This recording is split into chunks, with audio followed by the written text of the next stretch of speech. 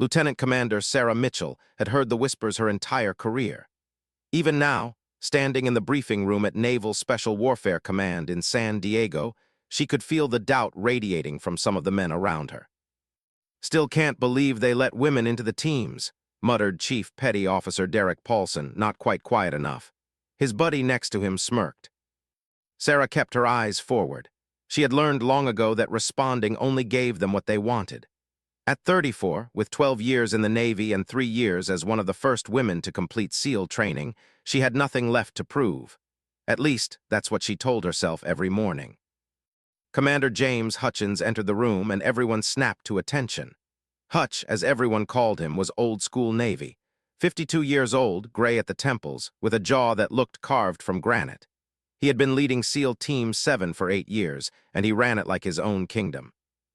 "At ease," Hutch said, his voice gravelly from years of shouting over helicopter rotors and gunfire. "We've got a situation." The lights dimmed, and a map of the California-Mexico border appeared on the screen. A red dot marked a location in the desert, about 40 miles east of San Diego. "Intelligence indicates a high-value target is meeting with cartel leadership at this location tonight," Hutch continued. "Ramon Vega. For those of you who don't know, Vega is responsible for trafficking operations that have brought enough fentanyl into this country to kill millions. He's also behind the kidnapping and murder of 3 DEA agents last year." Sarah felt her chest tighten. She remembered those agents. One of them, Maria Gonzalez, had been a friend from her early Navy days. Maria had transferred to the DEA, driven by a desire to stop the poison flowing into American communities. She had died badly, tortured for information before being dumped in the desert. "This is a joint operation with DEA and Border Patrol," Hutch said. "We go in fast, we grab Vega, and we extract. Simple, clean, we move at 2200 hours. He clicked to the next slide, showing team assignments. Sarah's name appeared under Team 2, the backup unit. "Mitchell, you're with the support team," Hutch said without looking at her. "You'll maintain the perimeter and provide covering fire if needed." Sarah's jaw clenched. She was one of the best tactical operators in the unit, with combat experience in 3 countries. She had earned her place on the tip of the spear, not holding back. "Sir, with respect, I should be on the entry team," Sarah said calmly. "My record speaks." "Your assignment speaks, Lieutenant Commander," Hutch interrupted, his eyes finally meeting hers, cold and dismissive. "I need my strongest operators going through that door. This isn't the time for politics or proving points." The room went silent. A few men shifted uncomfortably. Paulson's smirk widened. Sarah felt the heat rising in her face, but she kept her voice level. "My performance scores are in the top 10% of this unit. This isn't about politics. It's about using your best people." "That's enough, Mitchell." Hutch's voice dropped to a dangerous quiet. "You have your assignment. If you can't follow orders, I'll have you removed from this operation entirely. Are we clear?" Every eye in the room was on her. Sarah knew this moment would define how the rest of the team saw her. Push back too hard, and she was the difficult woman who couldn't take orders. Back down, and she was weak, proving she didn't belong. "Crystal clear, sir," she said, her voice steady despite the anger burning in her gut. "Good, everyone gear up. We roll out in 4 hours." The briefing broke up, and Sarah headed for the armory. Behind her, she heard Paulson's voice, deliberately loud enough for her to hear. "Probably for the best. Don't need anyone freezing up when it gets hot." Sarah stopped walking. Her hands formed fists at her sides. Then she forced herself to breathe and kept moving. She had been dealing with men like Paulson since basic training. They weren't worth her energy. In the armory, she methodically checked her gear. M4 carbine cleaned and zeroed yesterday. Night vision equipment tested and functional. Body armor properly fitted. Communication gear, all systems green. She went through each item with practiced precision, the familiar routine calming her mind. "Hey." Sarah looked up to see Lieutenant Jake Morrison approaching. Jake was 30, built like a linebacker, with an easy smile that had probably gotten him out of trouble his whole life. But he was also a solid operator, and unlike some of the others, he had never treated Sarah differently because of her gender. "That was rough in there," Jake said quietly, checking his own equipment at the next station. "It's fine," Sarah replied automatically. "It's not fine, and we both know it." Jake glanced around to make sure they were alone. You should be on entry. Everyone knows it except Hutch. Sarah paused in her equipment check. Why do you think he keeps doing this? Jake was quiet for a moment. Honestly, I think he's scared. Of what? Of what it means if you're as good as you are. Jake met her eyes. Hutch came up in a different navy, one where women weren't even in the conversation for special operations. If he admits you belong on the entry team, he has to admit everything he believed about who can do this job was wrong. That's a hard pill for a man like him to swallow. Sarah had considered this before, but hearing someone else say it made it feel more real, and somehow more frustrating. His pride isn't my problem, she said. No, but it might become all our problem tonight.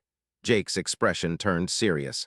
Paulson's going in on entry. You know he's good in a fight, but he's reckless, makes bad calls when his blood gets up. You wouldn't. Sarah finished securing her vest. Well, it doesn't matter now. Orders are orders. Yeah, Jake didn't sound convinced. Just watch your six out there, okay? Always do. The next few hours passed in a blur of final preparations. Sarah reviewed the mission plans, memorized the terrain maps, and ran through contingencies in her mind. By the time the sun started to set over the Pacific, painting the sky in shades of orange and purple, she was as ready as she would ever be. The team loaded into 3 black SUVs for the drive to the staging area. Sarah rode in the second vehicle, watching the city give way to scrubland and desert. The chatter on the radio was minimal, professional. This was what everyone had trained for. They arrived at the staging point just as the last light faded from the sky. It was an abandoned ranch house, 30 miles from the target location. The team set up shop quickly, checking weapons one final time and reviewing the plan. Hutch gathered everyone for a final briefing. In the harsh light of tactical flashlights, his face looked older, more worn. Remember, this is capture, not kill, he said. We need Vega alive to testify about the cartel operations, but make no mistake, these people will fight. They've killed federal agents before and they won't hesitate to do it again. Stay sharp, watch your sectors, and follow the plan. Questions? No one spoke. All right then, Team 1, you're with me. We'll approach from the north and make entry through the front. Team 2, you set up the perimeter. No one gets in or out except us. Let's move. They loaded into the vehicles again, this time driving without headlights, using night vision to navigate the rough desert terrain. Sarah's heart rate kicked up, adrenaline beginning to flow. This was the part she loved and hated in equal measure, the moments before action when anything was possible. The target building appeared through the green glow of her night vision goggles. It was a small ranch house, isolated in a valley between low hills. 2 vehicles were parked outside. Lights burned in the windows. The vehicles stopped a quarter-mile out. Team 1 dismounted and began their approach on foot. Sarah and the rest of Team 2 spread out, taking positions on the surrounding hills. From her vantage point, Sarah could see the entire compound. She counted 4 visible guards outside, all armed with assault rifles. Team 2 in position, she radioed quietly. Copy that, came Hutch's response. Beginning approach. Through her scope, Sarah watched Team 1 move like shadows across the desert floor. They were good, silent and coordinated. They reached the outer wall of the compound without being detected. Then everything went wrong. A door Sarah hadn't noticed opened on the east side of the building. 3 more guards emerged, smoking and talking. One of them looked directly toward where Team 1 was positioned. Contact east side, Sarah radioed urgently. 3 armed. Gunfire erupted before she could finish. The guard had spotted the team and opened fire. Suddenly, the night exploded with muzzle flashes and the sharp crack of automatic weapons. Team 1 taking fire. Hutch's voice came over the radio, strained but controlled. Multiple hostiles were pinned down. Team 2 provide covering fire. Sarah didn't hesitate. She acquired her first target, a guard firing from a second-story window, and squeezed the trigger. The guard dropped. She moved to the next target, then the next, her training taking over completely. But even as she fired, she could see the situation deteriorating. More cartel soldiers were emerging from the building. Team 1 was pinned behind a low wall, taking heavy fire from multiple directions. We need to pull back, someone shouted over the radio. Negative, we can still. Hutch's response was cut off by an explosion, a grenade. Sarah's heart jumped into her throat. Team 1 report, she called. Static. Team 1, do you copy? More static than finally Hutch's voice, breathing hard. We're hit. Martinez is down, wounded bad. We need immediate evac. Sarah's mind raced. The mission was falling apart. Vega was escaping. She could see figures rushing to the vehicles, and Team 1 was trapped. All units abort, Hutch commanded, his voice tight with pain. I say again, abort the mission. Team 2 fall back to the vehicles. Sarah started to move, following orders. But then she looked through her scope one more time. She could see Martinez now, lying motionless while two teammates tried to drag him to cover. She could see Hutch, clutching his arm, blood visible even through the night vision. And she could see Vega, climbing into a vehicle, about to escape justice again. About to go back to killing Americans, to poisoning communities, to torturing federal agents like Maria. Something inside Sarah made a decision before her conscious mind caught up. She wasn't going back, not yet. Not when she could still make a difference. Mitchell, did you copy? Fall back. Hutch's voice crackled through her earpiece, urgent and commanding. Sarah pressed her radio. Copy, sir, falling back. But her body was already moving in the opposite direction, down the hillside toward the compound. Mitchell, what are you doing? It was Jake's voice now, alarmed. You're moving toward the target. Sarah didn't respond. She clicked off her radio and focused on the terrain ahead. She had maybe 60 seconds before they realized she wasn't heading back to the vehicles. 60 seconds before this became insubordination that could end her career. But 18 years ago, when she was 16, Sarah's older brother Tommy had died of an overdose. Fentanyl-laced pills he thought were something else. She had found him on his bedroom floor, blue-lipped and cold. That image had driven every decision she had made since then. The Navy, SEAL training, every mission. She wasn't letting Vega walk away, not tonight. The compound was chaos. Most of the cartel soldiers were focused on Team 1's position, giving Sarah an angle they hadn't covered. She moved fast and low, using the darkness and confusion as cover. Her training guided her body automatically while her mind calculated distances, angles, threats. She reached the east wall of the compound and pressed herself against it. Through a window above her head, she could hear shouting in Spanish. Someone was calling for a retreat. Vehicle engines roared to life. Sarah risked a glance around the corner. Two SUVs were already pulling away, heading south down a dirt road. But a third vehicle, a black Range Rover, was still there. A man in expensive clothes was climbing into the back seat, flanked by two bodyguards. Vega. Sarah's mind raced through options. She could try to shoot out the tires, but at this angle with this much movement, the odds weren't good. She could try to alert Team 1, but they were wounded and pinned down. By the time anyone organized a pursuit, Vega would be across the border. There was only one option that might work. Sarah sprinted from cover, staying in the shadows along the building's edge. The bodyguards were focused on getting Vega into the vehicle safely. They didn't see her until she was 10 feet away. The first guard turned, raising his rifle. Sarah fired twice, center mass. He dropped. The second guard was faster, getting a shot off that tore through the air inches from her head. She dove behind a water tank, feeling the impact of bullets striking metal. Get him out of here, someone shouted in Spanish. The Range Rover's engine gunned.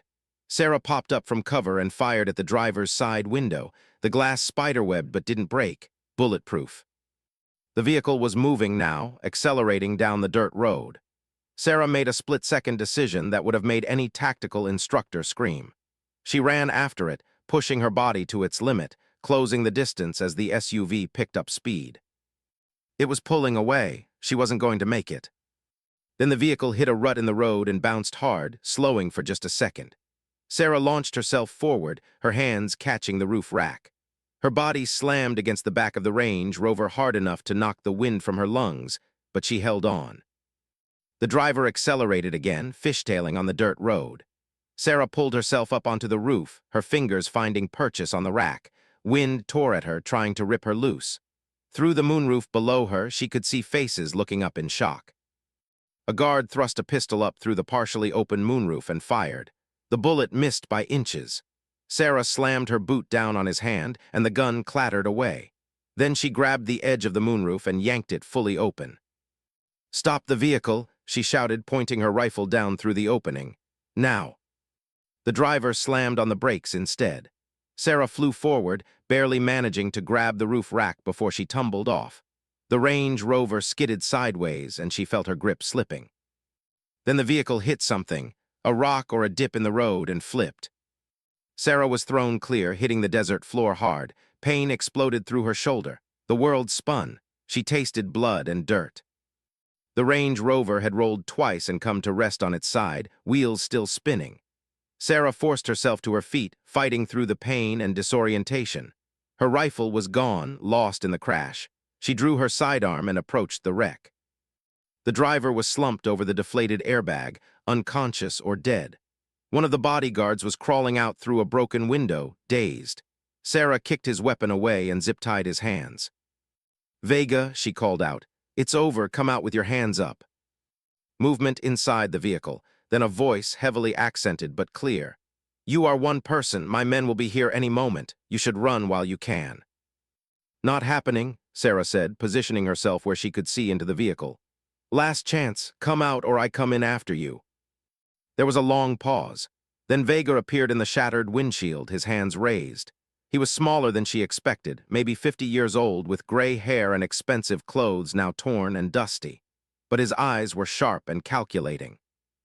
"I know who you are," he said as Sarah pulled him from the wreckage and secured his hands.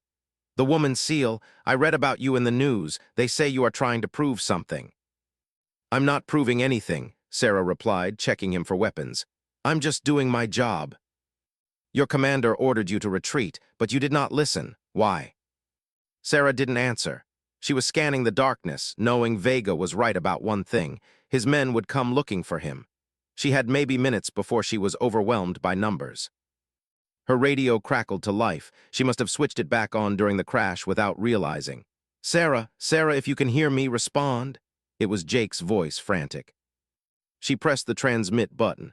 "I'm here. I have Vega in custody, but I'm about to have company. What's the status on evac?" "Status is Hutch is going to court-martial you if you survive this," Jake responded, but she could hear the relief in his voice. "What's your location?" Sarah looked around, trying to get her bearings. "About a mile south of the compound, east side of the valley. There's a crashed Range Rover, you can't miss it." "Understood. Cavalry's coming, just hold on." Easier said than done. Sarah could already see headlights in the distance, racing toward her position. She dragged Vega behind the overturned Range Rover, using it as cover. "They will kill you," Vega said calmly. "You cannot fight all of them." "Watch me." She checked her ammunition. 1 magazine in her pistol, 1 spare on her belt. 30 rounds total, not great odds. The headlights resolved into 2 vehicles, both trucks with armed men in the beds. Sarah counted at least 8 hostiles. They spread out as they approached, professional and coordinated. "You got yourself into this mess," she muttered to herself. "Now get yourself out." The first shots rang out. Sarah returned fire carefully, making each bullet count. She hit one attacker in the leg, sending him sprawling. Another shot forced 2 others to take cover behind their vehicle. But they were closing in, surrounding her position. She was good, but she wasn't superhuman. This wasn't going to end well. Then she heard the most beautiful sound in the world, the thump of helicopter rotors. A spotlight blazed down from above, pinning the cartel vehicles in harsh white light. A voice boomed through a loudspeaker in Spanish. "Drop your weapons. You are surrounded by United States military forces." The cartel soldiers hesitated, looking at each other. Some started to lower their weapons. Others aimed at the helicopter. "Do not test us," the voice continued. "Drop your weapons or we will open fire." One soldier fired at the helicopter. That was all the excuse the door gunner needed. A burst of machine gun fire tore through the night, kicking up dirt and forcing the cartel soldiers to scatter. Within seconds, they were either running or surrendering. The helicopter landed 50 yards away, and Sarah watched as Team 1 and Team 2 poured out, securing the area. Jake was the first to reach her position. "You okay?" he asked, checking her over with concerned eyes. "I'll live," Sarah replied, then nodded at Vega. "He's the priority, get him secured." "Already done," Jake gestured, and 2 SEALs hauled Vega away. "Now we need to talk about the world of trouble you're in." "I know." "I don't think you do." Jake's expression was grim. Hutch is beyond angry. He's talking about charging you with insubordination, disobeying direct orders in combat, reckless endangerment. Sarah, you could lose everything. Sarah looked at the helicopter, then at the figures moving through the darkness, securing prisoners and evidence. They had Vega. The man responsible for countless deaths for Maria's death was in custody. Whatever happened next, that was worth something. Then I guess we'll see what happens, she said quietly. The flight back to San Diego was tense. Sarah sat in the helicopter, her hands zip-tied like a criminal. Hutch wouldn't look at her. Martinez was on a stretcher, unconscious but stable. The medic said he would survive. When they landed at the naval base, Sarah was immediately separated from the team and escorted to a small office. They took her weapon and gear. Then they left her alone. She sat in the silence for 2 hours, her body aching from the crash, her mind replaying the night's events. She had disobeyed a direct order. There was no way around that. In the military, that was one of the worst things you could do. But she had also captured a high-value target and possibly saved lives by preventing Vega's escape. That had to count for something. The door finally opened. Commander Hutchins entered, followed by Captain Richard Burke, the commanding officer of Naval Special Warfare Group 1. Burke was in his early 50s, with silver hair and a face that gave nothing away. Sarah stood at attention. "Sir." "Sit down, Lieutenant Commander," Burke said. His tone was neutral, impossible to read. She sat. Hutch remained standing, his arms crossed, his expression cold. "I've read the initial reports," Burke continued. "I've also spoken with the other members of the team, so now I want to hear it from you. What were you thinking?" Sarah chose her words carefully. "Sir, I was thinking that Ramon Vega was escaping. I was thinking about the federal agents he murdered. I was thinking about the thousands of Americans dying from the drugs he brings into this country. And I was thinking that if I didn't act, he would get away." "You were ordered to abort the mission," Hutch cut in sharply. "That order wasn't a suggestion, it wasn't a debate, it was a direct command from your superior officer. You ignored it." "Yes, sir, I did." "You put yourself at extreme risk," Hutch continued, his voice rising. "You acted alone, without backup, without support. You could have been killed, and for what? To prove some point about belonging here." Sarah felt her own anger rising. "With respect, sir, this had nothing to do with proving anything. It was about completing the mission." "The mission was over," Hutch slammed his hand on the desk. "I called the abort, that means it's over." "And Vega would have escaped," Sarah shot back. "Is that what you wanted?" "What I wanted was for my team to come home alive, all of them, including you, whether you believe it or not." That stopped Sarah short. She looked at Hutch's face and saw something she hadn't expected. Genuine fear, not anger at her defiance, but fear that she might have died. Captain Burke raised a hand, silencing them both. "Commander Hutchins, give us the room." "Sir, I think—" "That's an order, Commander." Hutch's jaw clenched, but he nodded and left, closing the door harder than necessary. Burke leaned back in his chair, studying Sarah with sharp eyes. "Off the record, Lieutenant Commander, that was either the bravest or the stupidest thing I've seen in 30 years of naval service. I haven't decided which yet." "Yes, sir." "You understand that what you did is a court-martial offense, that I could end your career right now." "I understand, sir." "Then why did you do it?" Sarah took a breath. "Because 18 years ago, my brother died from a fentanyl overdose. He was 16 years old. Ramon Vega was one of the people responsible for bringing that poison into the country. Tonight, I had a chance to stop him. I took it." Burke was quiet for a long moment. "That's personal." "Yes, sir." "Personal can make you effective. It can also make you reckless. The line between those two is thinner than you think." "I know that, sir. But I also know that we're in this job to protect people. Sometimes that means making hard calls. And sometimes it means following orders, even when you disagree with them." Burke stood up, walking to the window. "Commander Hutchins is a good officer, one of the best, but he's also old school. Change is hard for men like him." Sarah said nothing. "Here's what's going to happen," Burke continued. "There will be an inquiry, your actions will be reviewed, but unofficially between you and me, you did good work tonight. Vega is in custody. No one on our team was killed. Those are the results that matter." "What about Commander Hutchins?" "What about him?" "Sir, with respect, he didn't put me on the entry team because I'm a woman. That's not right." Burke turned to face her, his expression unreadable. Can you prove that? No, sir, but everyone on the team knows it. Knowing and proving are very different things, Lieutenant Commander, Burke sighed. Look, I'm not going to pretend the Navy is perfect. It's not. We're changing, but change is slow. Men like Hutchins, they're dinosaurs, but they're competent dinosaurs and they get results. That doesn't make it right. No, it doesn't, but it's the reality you're operating in. Burke moved back to the desk. You're dismissed. Get some rest. We'll talk more after the inquiry. Sarah stood. Sir, one more question. What? The inquiry, what do you think will happen? Burke almost smiled. I think it depends on how good a story you can tell. Now get out of here. Sarah left the office, her mind spinning. She was exhausted, hurting, and facing possible court-martial.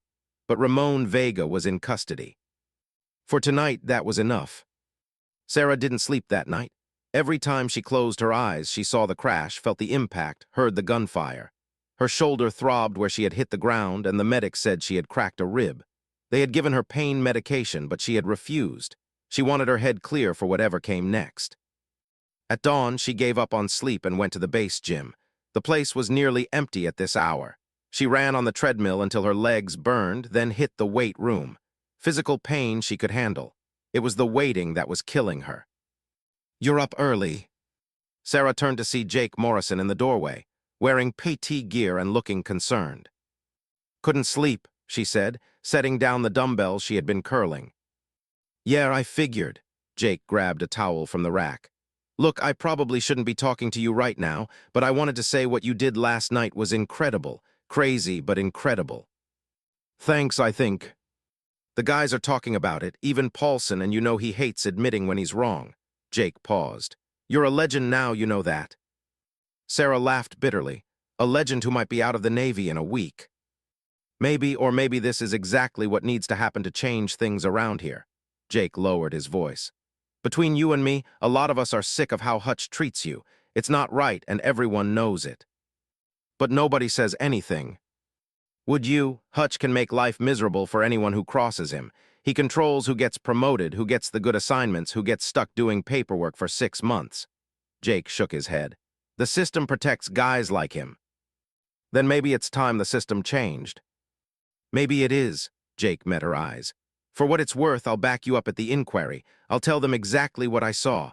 Hutch sidelining you because you're a woman, Paulson making those comments. All of it. Sarah felt a wave of gratitude. You'd risk your career for that. It's not about risk, it's about doing what's right. Jake glanced at his watch. I need to go, but Sarah, whatever happens, you showed everyone last night what you're made of. That's something they can't take away. After he left, Sarah finished her workout and headed to the showers. As the hot water poured over her, she let herself think about what Jake had said. Maybe this inquiry could be more than just about her disobeying orders.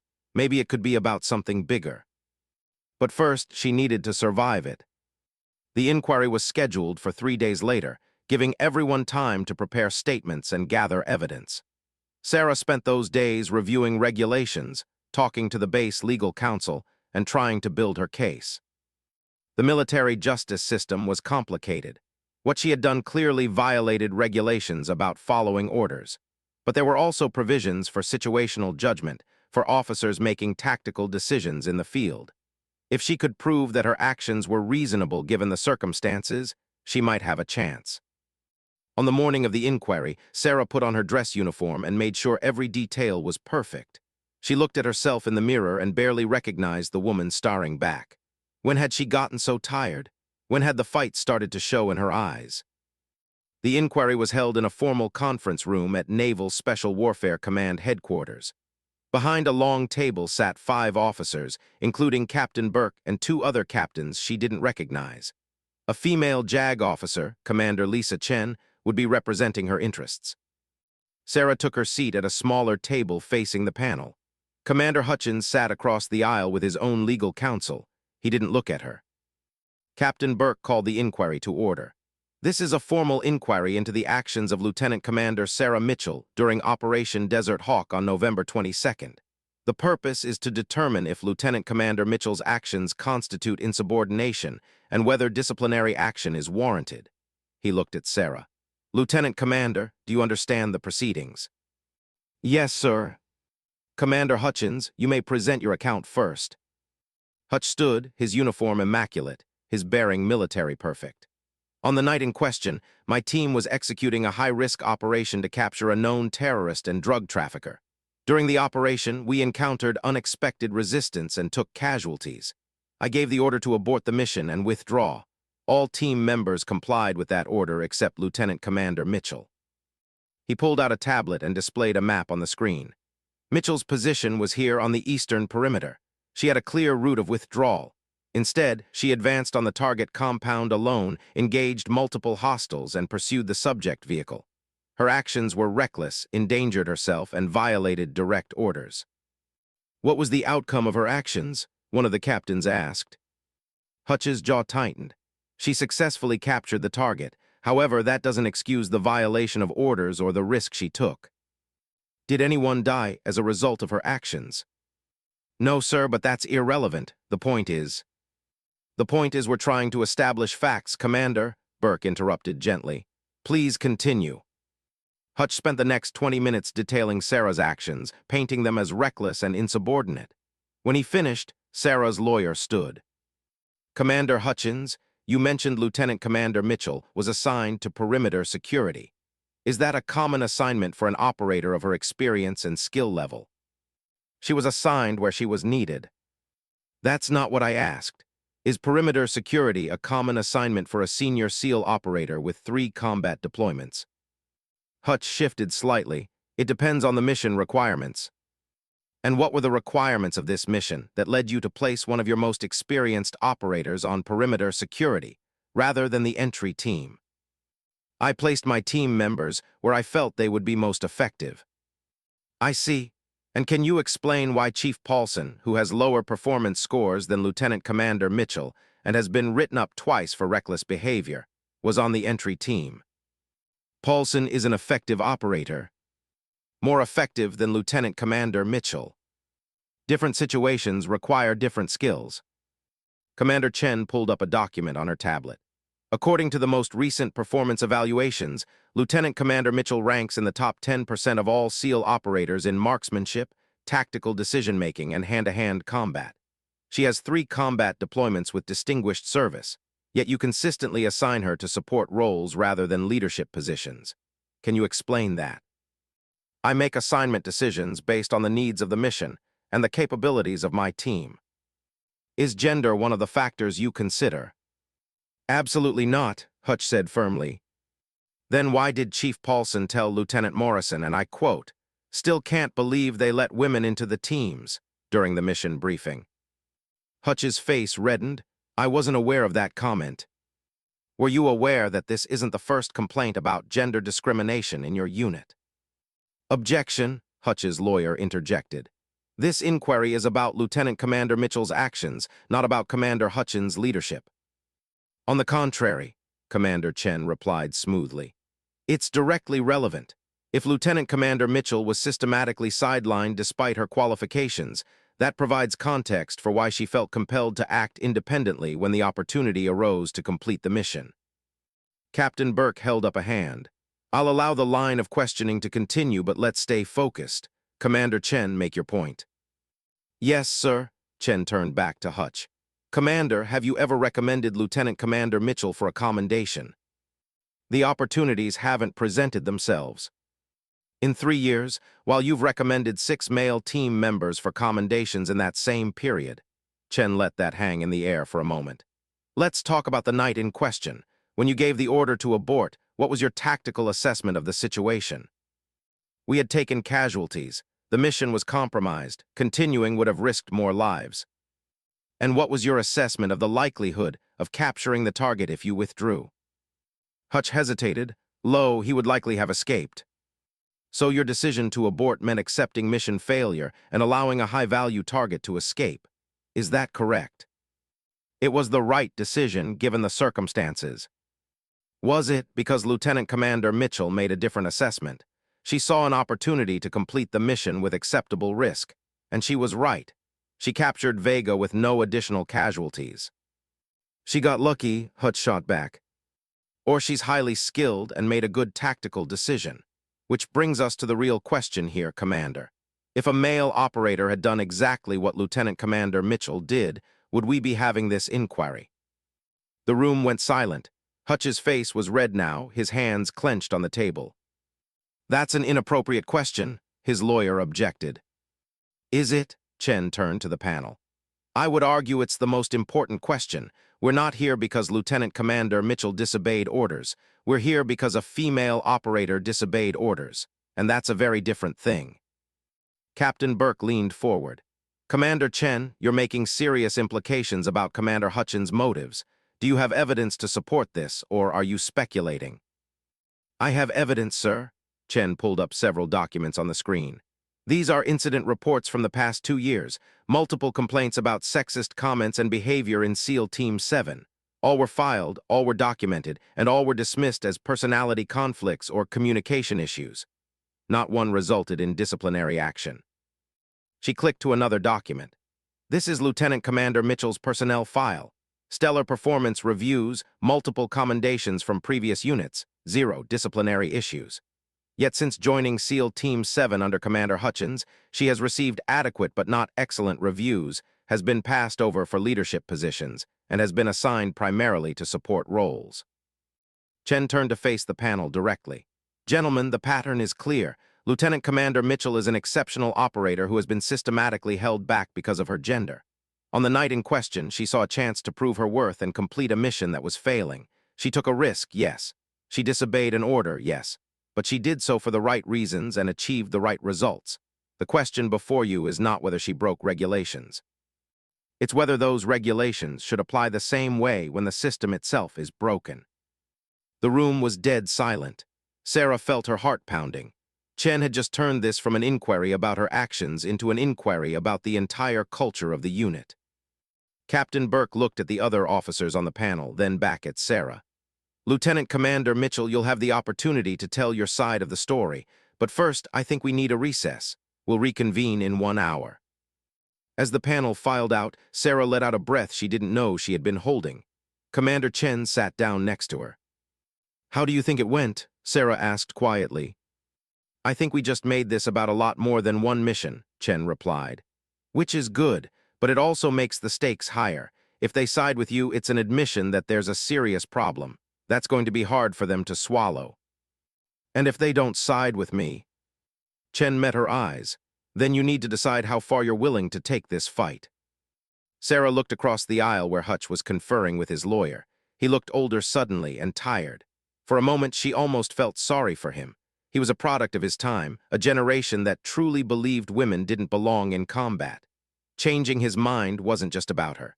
It was about dismantling everything he had built his identity on. But that wasn't her problem. She had fought too hard to get here to let someone else's outdated beliefs hold her back. When the inquiry reconvened, Captain Burke looked grim. Lieutenant Commander Mitchell, please present your account of events. Sarah stood, her back straight, her voice steady. On the night in question, I was assigned to perimeter security despite being one of the most qualified operators for the entry team. When the mission encountered resistance, Commander Hutchins ordered an abort. I assessed the situation and determined that the target was escaping and that I had a tactical opportunity to prevent that. I made a judgment call. A judgment call that violated direct orders, one of the captains pointed out. Yes, sir, but regulations allow for tactical decisions in the field when circumstances change. The mission objective was to capture Ramon Vega. I had an opportunity to achieve that objective. I took it. At great personal risk. Every mission involves risk, sir. That's what we train for. Burke leaned forward. Let me ask you directly, Lieutenant Commander. Do you believe your gender played a role in your assignment that night? Sarah took a breath. This was the moment. She could hedge, could soften it, could try to avoid making this about discrimination, or she could tell the truth. Yes, sir, I do. That's a serious accusation. It's a serious problem, sir. Sarah looked at each officer on the panel. I've spent 12 years in the Navy, 3 years as a SEAL. I've done everything asked of me and more. But I'm constantly having to prove myself in ways my male counterparts don't. I'm given support assignments while less qualified operators get leadership roles. I'm excluded from planning sessions. I'm treated as a diversity checkbox rather than a team member. Can you provide specific examples? Yes, sir. For the next 30 minutes, Sarah detailed incidents. The mission briefing where Paulson had made his comment and Hutch had ignored it. The time she had been left off a planning team despite being the subject matter expert. The formal complaint she had filed 6 months ago that had gone nowhere. And on the night of Operation Desert Hawk, you felt that this pattern was continuing, Burke asked. I knew it was continuing, sir. I'm one of the best tactical operators in that unit. Everyone knows it. But I was on perimeter security while less experienced operators made entry. That's not tactical decision-making. That's bias. And that's why you disobeyed the abort order. Sarah paused. I disobeyed the abort order because Ramon Vega was escaping and I could stop him. But yes, sir, part of me also wanted to prove that I belong on that entry team, that I'm not a liability or a diversity hire, that I'm a SEAL, period. Burke sat back, exchanging glances with the other officers. This panel needs to deliberate. We'll reconvene tomorrow morning at 0900 with our decision. Dismissed. As Sarah left the room, she felt drained. She had laid everything out there, exposed the discrimination, defended her actions. Now it was up to the panel. Jake was waiting in the hallway. How'd it go? I don't know, Sarah admitted. Could go either way.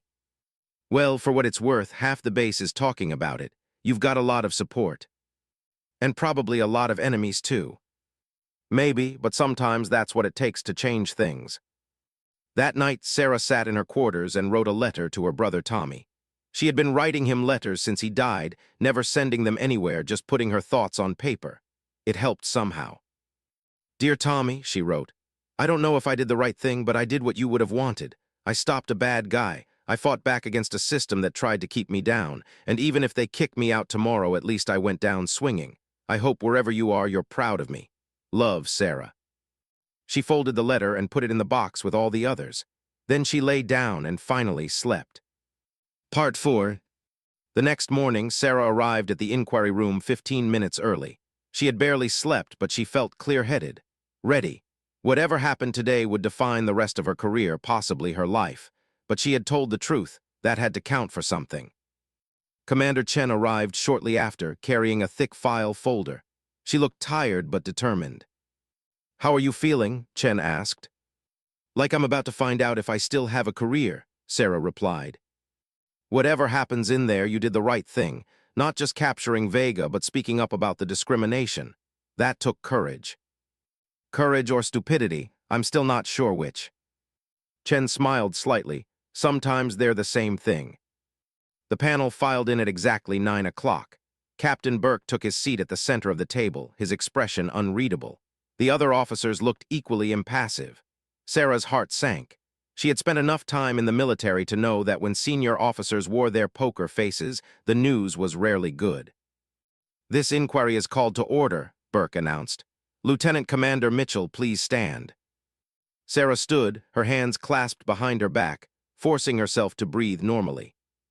This panel has carefully reviewed all testimony, evidence, and relevant regulations, Burke continued. We have deliberated on the actions taken during Operation Desert Hawk and the context surrounding those actions. This was not an easy decision.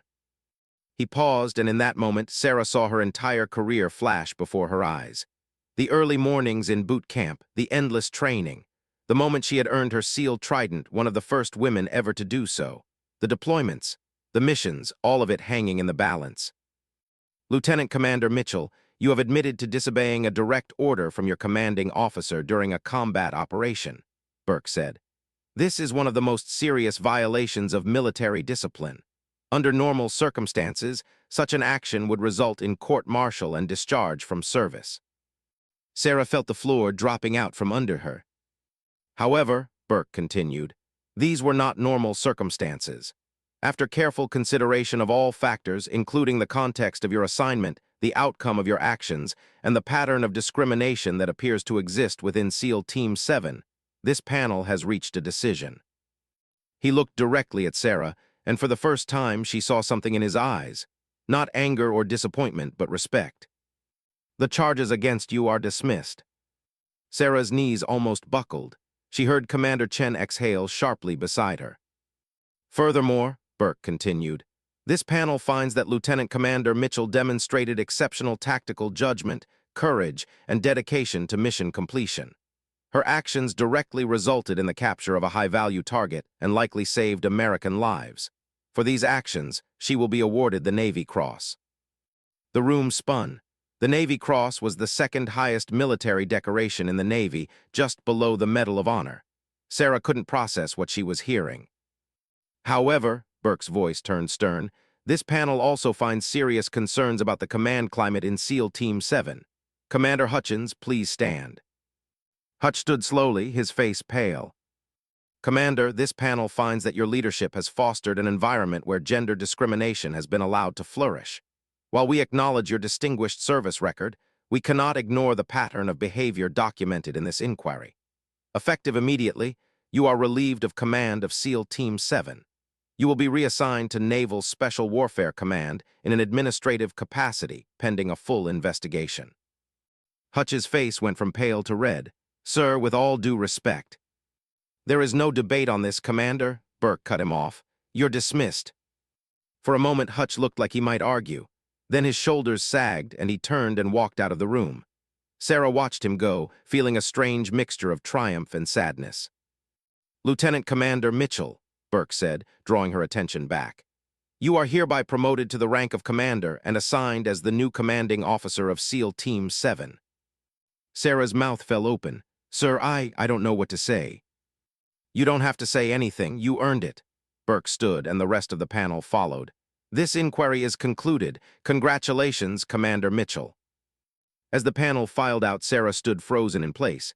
Commander, Commanding Officer, Navy Cross, it was too much to process. Congratulations, Commander Chnged said, shaking her hand warmly. You just made history. I just want to do my job, Sarah replied, her voice shaky.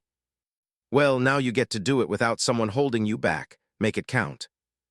Over the next few days, the news spread through the Naval Special Warfare community like wildfire. A female SEAL had been promoted to command a team. It was unprecedented. The response was mixed. Some people congratulated her. Others muttered that it was political correctness run amok. Sarah tried to ignore both and focus on the work ahead. Taking command of SEAL Team 7 was going to be the hardest thing she had ever done. These were men she had served with who had seen her at her best and worst. Some of them respected her. Others, like Paulson, had made it clear they thought she didn't belong. Now she was their boss. Her first day in command, Sarah called the entire team together in the briefing room. She stood at the front, looking at the faces staring back at her. Some curious, some skeptical, some openly hostile. I know this isn't what some of you expected or wanted, she began, her voice steady and clear. I know that some of you have doubts about whether a woman can lead this team. I'm not going to stand here and try to convince you with words. I'm going to show you with actions. She pulled up a slide on the screen behind her.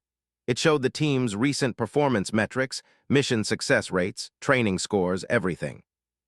We're a good team, Sarah continued. But we can be better. We've gotten comfortable. We've let personal politics and egos get in the way of excellence. That ends now. She clicked to the next slide. Starting next week, we're implementing a new training regimen. Everyone, including me, will be evaluated on the same standards. No favoritism. No exceptions. You earn your position based on skill, not on how long you've been here or who you're friends with. Paulson raised his hand, his expression challenging. And what if we don't like these new standards? Sarah met his eyes steadily. Then you're welcome to request a transfer. I won't stop you, but if you stay, you follow the standards clear. Crystal clear, ma'am, Paulson replied, but his tone made it clear he meant the opposite. Good. Anyone else have questions? Jake Morrison raised his hand. Yeah, when do we start? Sarah smiled for the first time. Tomorrow morning, 0600, bring your A-game. The meeting broke up and Sarah headed to her new office. It was the same office Hutch had occupied, but it felt completely different now. She sat down at the desk and looked at the photos on the wall. Pictures of past teams, past missions, past commanders. She was part of that history now. There was a knock on the door. Come in, Sarah called. To her surprise, it was Chief Petty Officer Paulson. He stood in the doorway, looking uncomfortable. Can I have a minute, Commander? He asked. Of course, close the door. Paulson did so and stood at attention. I wanted to say something, ma'am, off the record. Go ahead. I was wrong about you, he said bluntly. I thought women didn't belong in the teams. I said some things that were out of line. I'm not asking you to forget it. But I wanted you to know that what you did on that mission and what you did at that inquiry, that took guts. Real guts. Sarah studied him carefully. You trying to get on my good side, Chief? No, ma'am, I'm telling you the truth. You earned this command, and if you'll have me, I'd like to stay on the team and prove I can do better. Sarah thought about it. Paulson had been a problem, no question. But he was also a skilled operator when he put his mind to it. And more importantly, if she could win over someone like him, it would send a message to the rest of the team. All right, Chief, you get one chance. But the next time I hear you make a sexist comment or treat any team member as less than, you're done. Understood? Yes, ma'am, understood. Dismissed. After Paulson left, Sarah allowed herself a moment of satisfaction. Maybe, just maybe, this could work. The next few weeks were intense. Sarah pushed the team harder than they had been pushed in years. New training scenarios, longer hours, higher standards. Some of the guys grumbled, but performance improved across the board. More importantly, the culture started to shift. Sarah made it clear that respect and professionalism were non-negotiable. When a junior team member made an inappropriate comment about women, she had him running extra PT for a week. When someone questioned another teammate's ability based on anything other than skill, she shut it down immediately. We're SEALs, she told them again and again. That means something. It means we're the best because we hold each other to the highest standards, not because we look the same or think the same, but because we're all committed to excellence. Slowly, the team started to come together. Even the skeptics began to see that Sarah's leadership was making them better. 2 months into her command, Sarah got a call from Captain Burke. Commander Mitchell, I have a mission briefing for you, he said. Can you come to my office?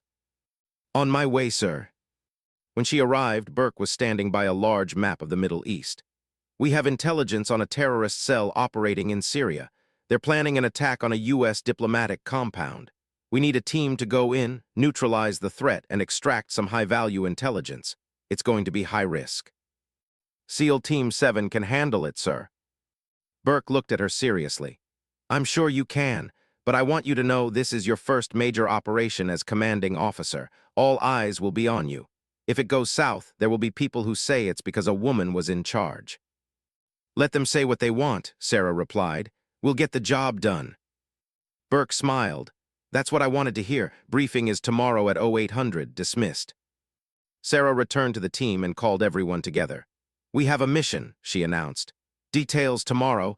Until then, I want everyone to rest up and be ready. This is what we've been training for. That night, Sarah sat in her quarters writing another letter to Tommy. Dear Tommy, she wrote, I'm about to lead my first mission as a commanding officer. I'm nervous, but I'm ready.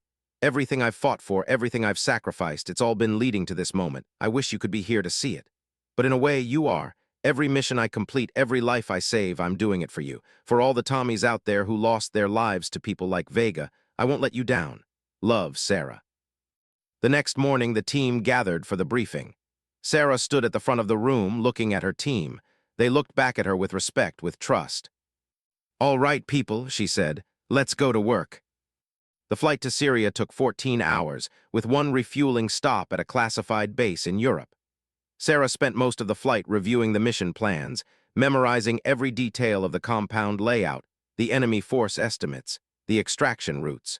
She had done this hundreds of times before, but never as the person ultimately responsible for every decision. Jake Morrison sat across from her, also studying his tablet. He looked up and caught her eye. You good? He asked quietly. I'm good, Sarah replied. You? Ready when you are, boss. The rest of the team was spread throughout the aircraft, some sleeping, some checking equipment, some just staring into space with that 1,000-yard stare that combat veterans get. Even Paulson looked focused and professional, his earlier attitude apparently gone. They landed at Forward Operating Base Raven just after sunset. The base was a cluster of temporary buildings and hardened bunkers in the middle of nowhere, home to a small contingent of Special Operations Forces and intelligence personnel. The mission briefing was held in a secure room underground. A CIA analyst named Jennifer Walsh walked them through the latest intelligence. The target is a compound 10 miles from here, Walsh said, displaying satellite imagery on the screen. Our sources indicate 8 to 12 hostile fighters, heavily armed. They're holding 3 civilians, aid workers they kidnapped 2 weeks ago. The primary objective is to extract those civilians alive. Secondary objective is to recover any intelligence about future attack plans. What about local support? Sarah asked. None, you're on your own out there. Syrian military is in the area, but they're not friendly to us. Russian advisors are also present. If you're detected, it could become an international incident. So we don't get detected, Sarah said simply. What's the timeline? The hostages are scheduled to be executed in 72 hours. This is their last chance. Sarah looked at her team. We go tonight, 2200 hours, fast in, fast out questions. The team spent the next few hours making final preparations. Sarah walked through the compound mock-up they had set up, timing each movement, checking sight lines, identifying potential problems. When she was satisfied, she gathered everyone for a final briefing. Remember, this is a rescue operation, she said. The hostages are the priority. We use suppressed weapons, night vision, and speed. If we do this right, we're in and out before they know what hit them. And if it goes wrong, Paulson asked. If it goes wrong, we adapt and overcome, like we always do. Sarah looked each team member in the eye. I trust every one of you. You're the best at what you do. Let's bring those people home. At exactly 2200 hours, 2 helicopters lifted off from the base, flying low and fast across the desert. Sarah rode in the lead bird, her team quiet and focused around her. The only sound was the rhythmic thump of the rotors and the occasional crackle of radio traffic. 5 minutes, the pilot announced.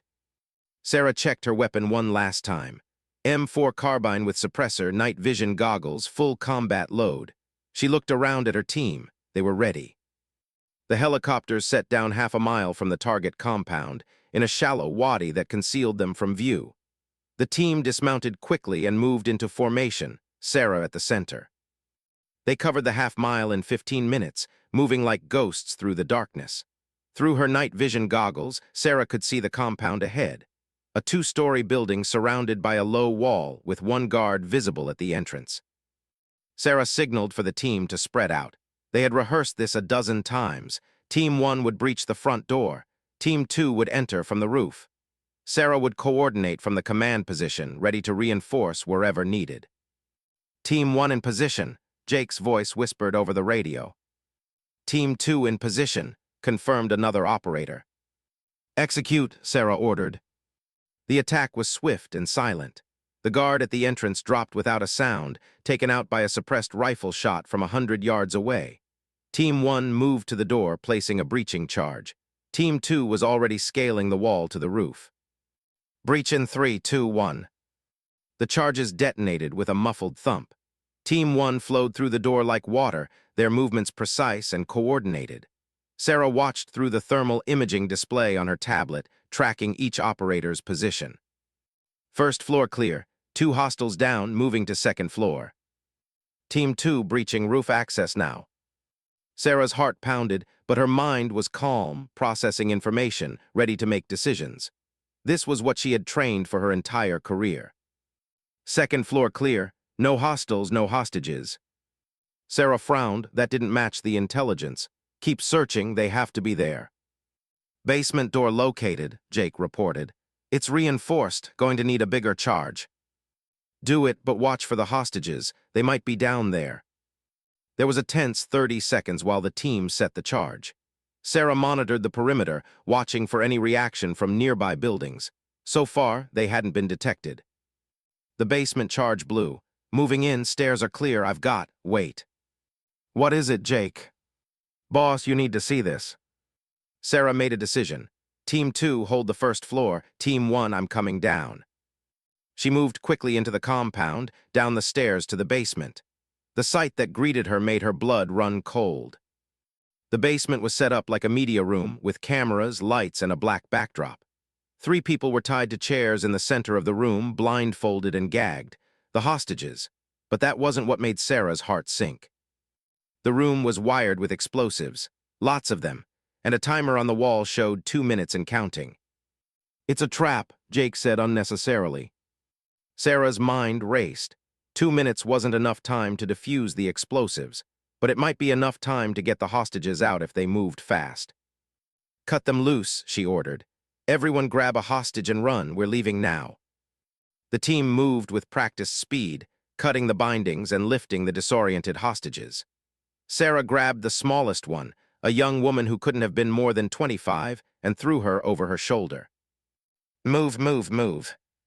They raced up the stairs as the timer hit 1 minute. Sarah's legs burned as she carried the woman, but adrenaline pushed her forward. Behind her, she could hear the rest of the team pounding up the stairs. "Building clear, heading for Exfil Point," Sarah radioed to the helicopters. "Roger that, standing by." 40 seconds. They burst out of the compound into the night. Sarah ran as fast as she could, the hostages' weight nothing compared to the fear driving her forward. The wadi was 200 yards away. They could make it. 20 seconds. "Down," Sarah shouted. She dropped behind a small rise in the ground, covering the hostage with her body. The rest of the team did the same, spreading out and taking cover. The explosion was massive, a rolling boom that shook the ground and lit up the night sky. Debris rained down around them. Sarah felt the heat wash over her, heard shrapnel whizzing through the air overhead. Then silence. Sarah lifted her head carefully. The compound was gone, replaced by a burning crater. If they had been 30 seconds slower, they would all be dead. "Sound off," she ordered. One by one, her team reported in. Everyone was alive. The hostages were shaken but unharmed. "Get to the helicopters," Sarah said. "Let's get out of here before someone comes to investigate." The extraction was smooth. The helicopters lifted off just as they heard sirens in the distance. Sarah sat in the troop compartment, the rescued hostage still clutching her arm, shaking with shock and relief. "Thank you," the woman whispered. "Thank you so much." "You're safe now," Sarah replied. "That's all that matters." When they landed back at the base, Captain Burke was waiting. He shook Sarah's hand firmly. "Outstanding work, Commander. You got everyone out alive. That's a win in my book." "Thank you, sir, but we got lucky. That compound was rigged to blow, if we'd been a minute slower." "But you weren't. You assessed the situation, made a decision, and executed it perfectly. That's leadership." Over the next few days, the rescued hostages were debriefed and sent home. One of them, the young woman Sarah had carried, asked to meet with her before she left. "I wanted to thank you in person," the woman said. Her name was Emily, and she had been working for an aid organization providing medical care in Syria. "You saved my life." "Just doing my job," Sarah replied. "It's more than that." Emily's eyes were intense. "When they grabbed us, when they put us in that room, I thought I was going to die. I thought no one would come, but you did. You risked your life for people you didn't even know." "That's what we do." "I know, and I want you to know it matters. What you do matters." Emily pulled out a small photograph. It showed her with a group of smiling children at a medical clinic. "These are some of the kids I was helping before I was kidnapped. Because of you, I get to go back to them. I get to keep making a difference." Sarah felt her throat tighten with emotion. "Thank you for showing me this." "No, thank you for everything." After Emily left, Sarah sat alone for a while, thinking about the photograph. Those children would grow up because Emily was alive. Emily was alive because Sarah had led her team on a successful rescue. It was a chain of consequence that stretched far beyond one mission. This was why she had fought so hard to be here. Not for recognition or awards or proving people wrong, but for moments like this, for the ability to make a real difference. When Sarah returned to San Diego, there was a surprise waiting for her. The entire SEAL Team 7 was assembled on the tarmac, along with Captain Burke and other senior officers. As she stepped off the plane, they all saluted. Sarah returned the salute, confused. "What's going on?" Burke stepped forward. "Commander Mitchell, on behalf of the United States Navy and the families of the hostages you rescued, I want to congratulate you on a successful mission. But there's something else." He pulled out a small box and opened it. Inside was the Navy Cross she had been awarded months earlier. "We never got a chance to do a proper ceremony," Burke said. "I thought it was time we corrected that." He pinned the medal to Sarah's uniform while the assembled personnel applauded. Sarah felt tears prickling her eyes but held them back. Navy SEALs didn't cry at award ceremonies. After the ceremony, the team celebrated at a local bar. Even Paulson bought her a drink, raising his glass in a toast. To Commander Mitchell, he announced. The toughest boss I ever had and the best. To Commander Mitchell, the team echoed. Jake pulled Sarah aside later in the evening. You know what the guys are calling you? He asked with a grin. Do I want to know? Ice Queen, because you're cool under pressure and tough as nails. Sarah laughed. I've been called worse. Yeah, but this one's a compliment, trust me. As the celebration wound down, Sarah stepped outside for some air. The San Diego night was cool and clear, stars visible despite the city lights. She pulled out her phone and opened the Photos app, finding a picture of her brother Tommy. We did it, she whispered to the image. We made a difference, I hope you're proud. A voice behind her made her turn. It was Captain Burke. Everything all right, Commander? He asked.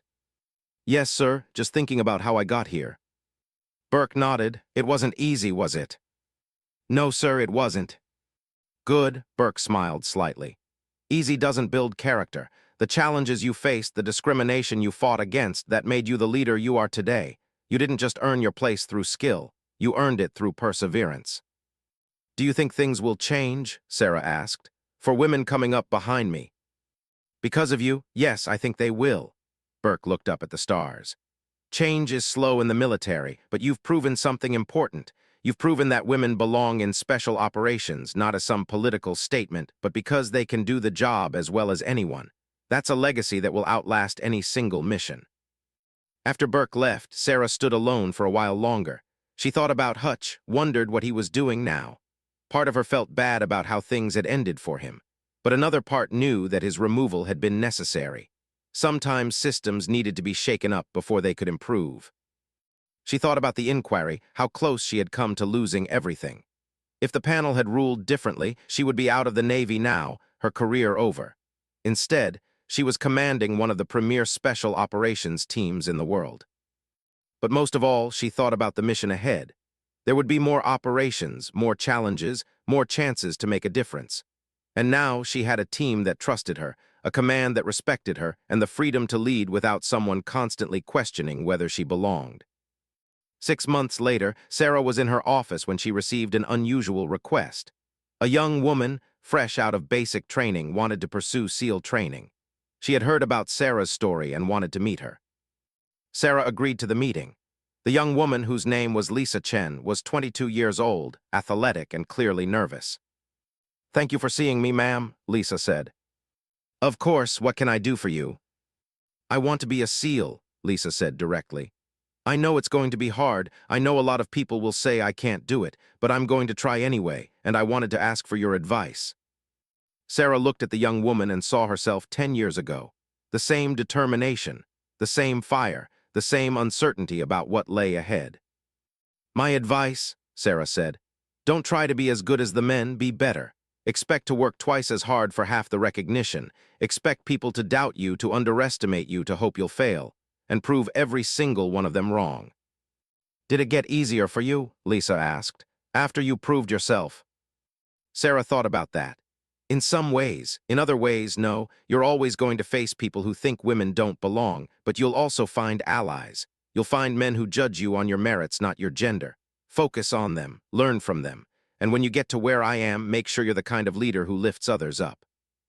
Lisa nodded seriously. I will, thank you, ma'am. After she left, Sarah returned to her paperwork, but her mind kept drifting to the conversation. Was it getting easier? Maybe. There were more women in special operations now than when she had started. The culture was slowly changing. But there was still work to do, still barriers to break down, still minds to change. Sarah pulled out a sheet of paper and started writing. Dear Tommy, she wrote, today I met a young woman who wants to be a SEAL. She reminded me of why I fought so hard to get here, not just for myself, but for everyone who comes after. You always believed I could do anything I set my mind to. Even when I doubted myself, you never did. I wish you could see what I've built, what I've become. But I think somehow you know. I think you've been watching all along. I'm going to keep fighting, keep pushing, keep making a difference. Because that's what you would have wanted. That's what you would have done. Love always, Sarah. She folded the letter and added it to the box with all the others. Someday, maybe she'd stop writing them, but not yet. Not while there was still work to do. Sarah stood and walked to the window, looking out over the base. The sun was setting over the Pacific, painting the sky in shades of orange and purple. Tomorrow there would be another training session, another mission to plan, another challenge to face.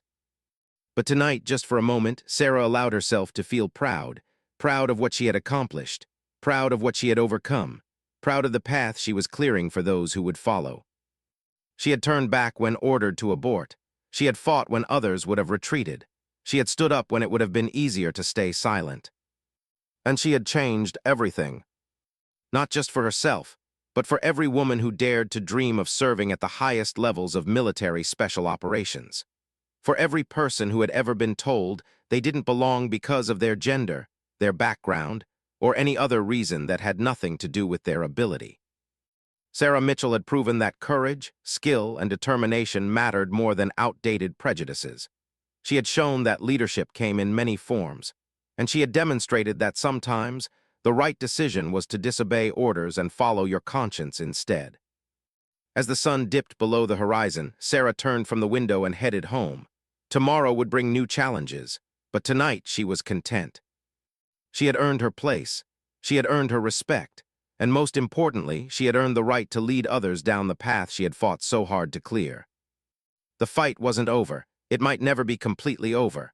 But Sarah Mitchell had proven one thing beyond any doubt. She was exactly where she belonged.